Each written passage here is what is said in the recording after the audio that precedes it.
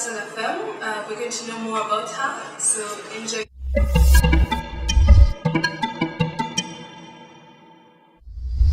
What do you do? I eat for a living. I know it sounds really weird to say that, but actually I'm the editor of Couple Lifestyle magazine, and I'm a photographer, a food and travel writer.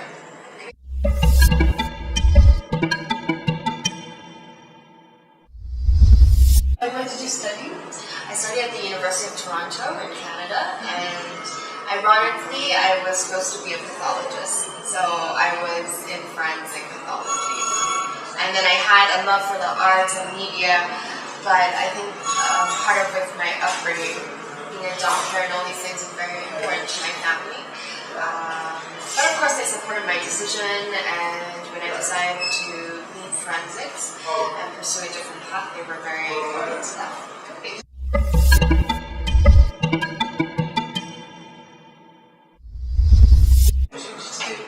What was your first job after doing forensics?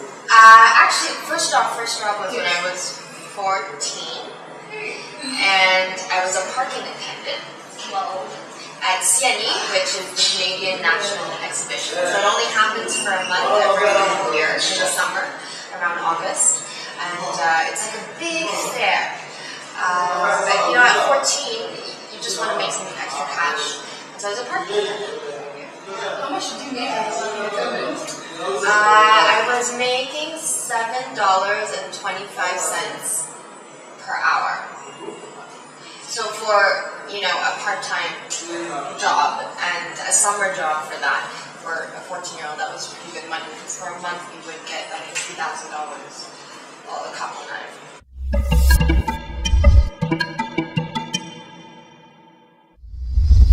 How did it influence what you do now, Growing up, tremendously. And when you grow up and just like you're in Nairobi your whole life, you don't realize the little things that have happened when you were younger can actually add to your future career as an adult. Because Toronto is a very multicultural multicultural city. No, don't let Canadians know I said that. You have to tell that, because they will be very angry at me, because Torontonians always feel like Toronto is Canada, but it's not true. It's just a city. Be sure to do that. So very multicultural. So for example, I remember my neighbor in front of my parents' house was Sicilian Italian.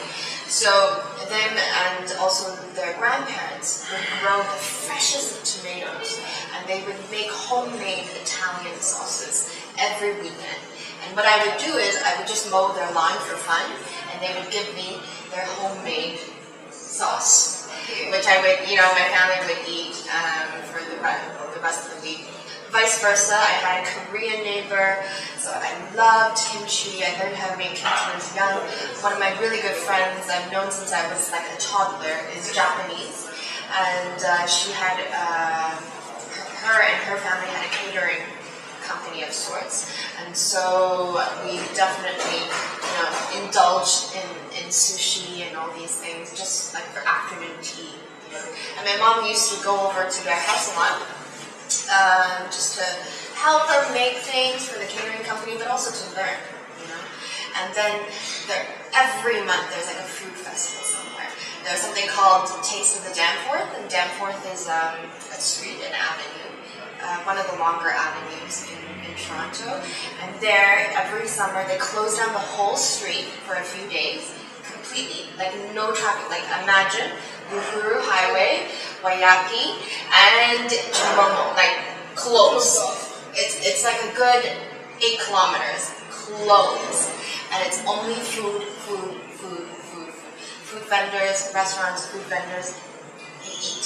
That's amazing. So I love that. And of course, a lot of my friends were Greek, Indian, like it was just so multicultural and good food. Also because Canada is a society where we embrace immigrants a lot. And a lot of immigrants, the first thing that they come to think of as a career path in Canada is, hey, maybe we'll start a restaurant or something like that. So But then the thing is, the people that live there know their food. You cannot start the restaurant half-assed and think that you'll make money.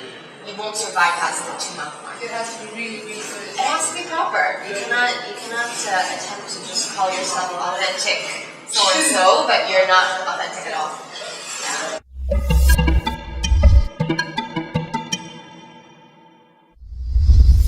It really depends on my mood and what day of the week it is, and how much money I have in the bank account.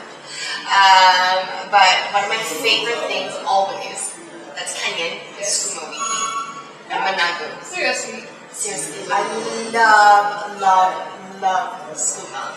Like, you can ask my colleagues, I can have a plate of skooma and I'll just eat that with rice. And managu, my newfound favorite, I like the juiciness of it, and yeah, very, very delicious. And there's something, I forget what it's called, where they use sweet potatoes. Like, you know mokimo? I also like mokimo. But from Western, they make something that's more sweet. It's, maybe your viewers can help us with that. I forgot the name. Umashenya? No, umashenya is the thing that they put. But it's another side dish. Okay. So they use sweet potatoes and they mash it together with some beans. It's really nice. It's like mokimo, but a sweeter version. Oh, and ugali, but made with fresh coconut milk from the coast. Of course. That's yes, that's phenomenal. Velvety, the texture of the ugali isn't as dry, and the light sweetness again, it complements many, many dishes.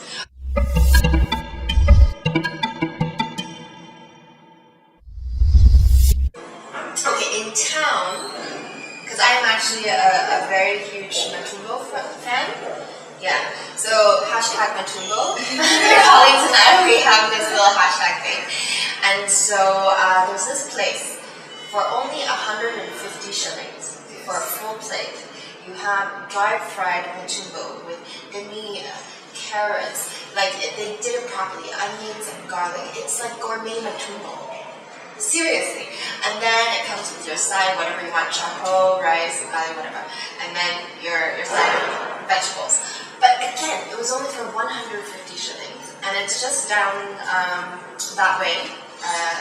Moy Avenue, so past Everything. Yeah, it's one for you.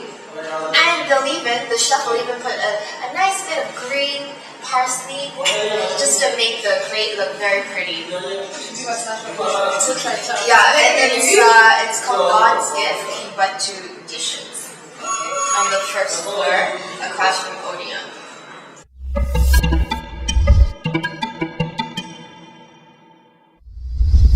What would you tell someone who'd like to follow your career path? Just to be open, I think. I think my career path is still being developed at this moment.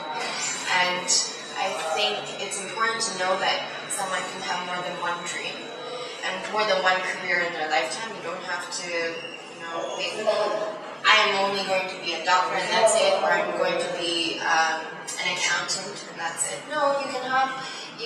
If you're open to experiences, doors will open for you. So I think the best thing to do is just try. It never hurts to just try.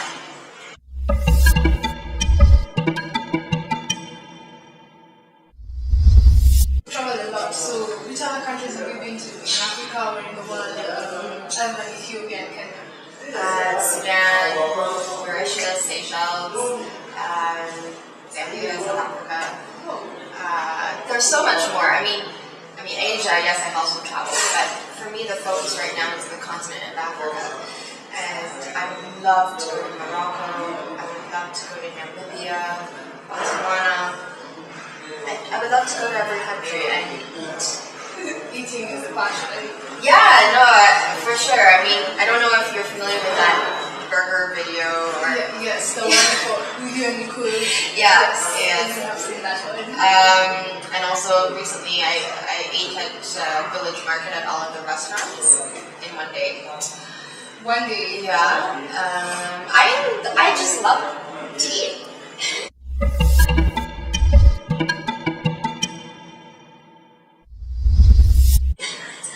So you've been here for a while. Have you encountered with a Kenyan, or do you encounter with a in your career path or in what you do? Right. In the beginning, not so much, but now, because I think our lifestyle magazine is becoming a little bit more popular with the youth, so they engage me in conversation a little bit more, whether it's through social media or even paying visits to the office, asking me the same question. I want to write about food. What can I do? And honestly, I just fell into the job.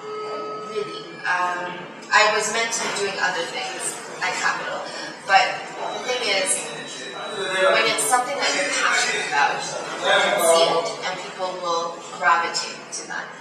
So when I wrote about food and I started taking photographs of food, it just kind of snowballed from there, grew, and now it's still going.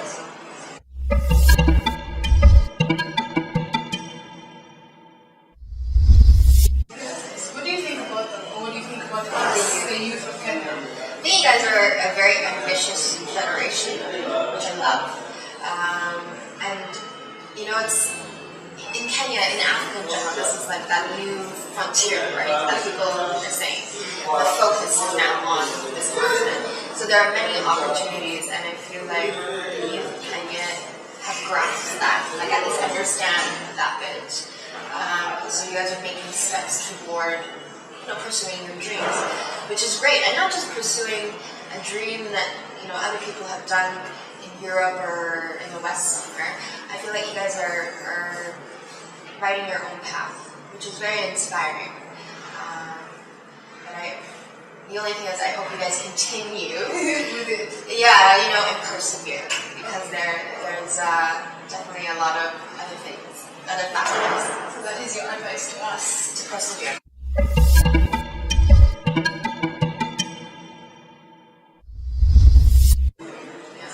Are you planning on staying here for good, or are you still going to be traveling around the world? Traveling is a passion. I'm quite a nomad, but right now I'm happy in Nairobi, so probably will stay for some time.